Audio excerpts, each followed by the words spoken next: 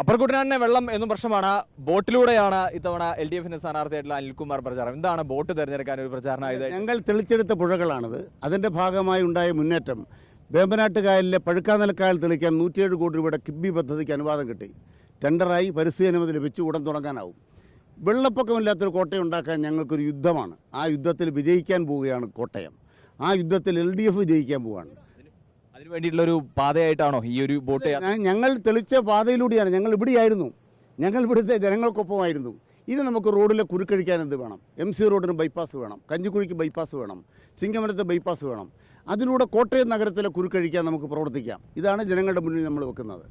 ഇത്തവണ ശരിക്കും വരുമ്പോൾ ഒരു വലിയ ഭൂരിപക്ഷം, അതായത് ഒരു 18,000-ഓളം വരുന്ന ഭൂരിപക്ഷത്തെ മറികടക്കണം. അത് എത്ര എളുപ്പമായിരിക്കും? അതൊന്നും അവിടെ നിൽക്കുന്നില്ല.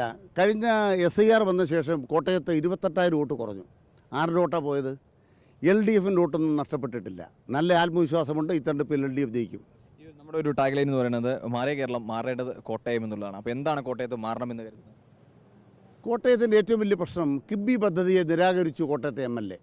നമ്മുടെ 219 കോടി രൂപ കോട്ടയം ജില്ലാ ആശുപത്രിക്ക് നൽകിയിട്ടും ആ ജില്ലാ ആശുപത്രിക്ക് ആ പദ്ധതി ഉപയോഗപ്പെടുത്താൻ MLA ശ്രമിച്ചില്ല. മണ്ണെടുപ്പിൻ്റെ പേരിൽ തടസ്സപ്പെടുത്തി.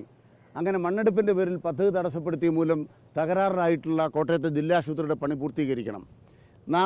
കോടുമത 2ാം പാലം, അതും അന്നത്തെ ഗവൺമെൻറ്റിൻ്റെ തെറ്റായ നിലപാട് മൂലം സ്ഥലം ഏറ്റെടുക്കാതെ ആരംഭിച്ചുകൊണ്ട് തടസ്സപ്പെട്ടതാണ്. ഇതാ പൂർത്തീകരിക്കുന്നു. പാലക്കാലെങ്കിൽ പാലം പൂർത്തീകരിക്കുന്നു. 30,000 കിലോമീറ്റർ റോഡ് വികസന പദ്ധതിയിൽ കോട്ടയം ഉൾപ്പെട്ടിട്ടുണ്ട്. എല്ലാ റോഡും പൂർത്തീകരിച്ചു. മുന്നോട്ടാണ് കോട്ടയം.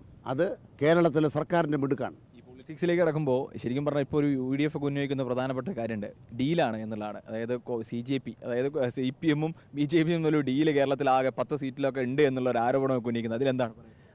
കോട്ടയത്തെ സ്ഥാനാർത്ഥി കഴിഞ്ഞ തെരഞ്ഞെടുപ്പിൽ തന്നെ NDAയുടെ സ്ഥാനാർത്ഥിയെ തെരഞ്ഞെടുത്താണ്.